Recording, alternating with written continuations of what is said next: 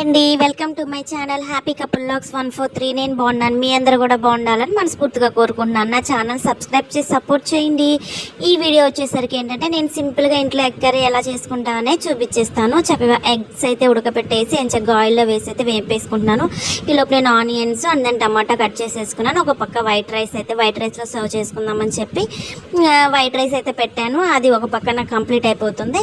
And then ఇంకో పక్క eggs వేగిపోయినాక చక్కగా కట్ చేసుకున్న ఆనియన్స్ అయితే అదే ఆయిల్లో వేసేసి ఆనియన్స్ మగ్గడానికి కొంచెం కళ్ళుప్పు అయితే వేసుకున్నానండి.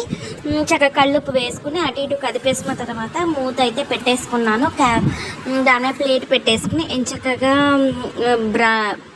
బ్రౌన్ కలర్ వచ్చే వరకు వేయించేసుకున్న తర్వాత టమాటా కూడా కట్ చేసుకున్నా కదండి. చక్కగా ఇవి కూడా వేసేసి జస్ట్ ఊరికే కొంచెం టమాటా మగ్గడానికి ఆల్రెడీ ఆనియన్స్లో వేసా కదండి ఉప్పు. జస్ట్ టమాటా మగ్గడానికి కూడా కొంచెం కళ్ళుప్పు వేసి అండ్ దెన్ పసుపు కూడా వేసాను. చక్కగా కదిపేసుకుని అటు ఇటు చక్కగా ప్లేట్ అయితే పెట్టేసుకున్నాను. చక్కగా ప్లేట్ పెట్టేసుకున్న తర్వాత అవి కూడా మగ్గిపోయినాక నేను వెల్లుల్లిపాయలు అయితే ఒలుచుకున్నానండి.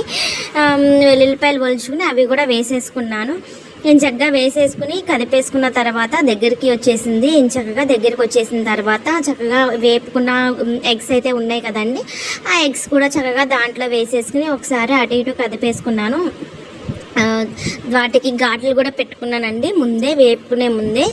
చక్కగా అటు ఇటు కదిపిన రైస్ అయితే కంప్లీట్ అయిపోయింది. ఈలోపు చక్కగా దీంట్లోనే నేను సరిపడా కారం అయితే వేసుకున్నాను.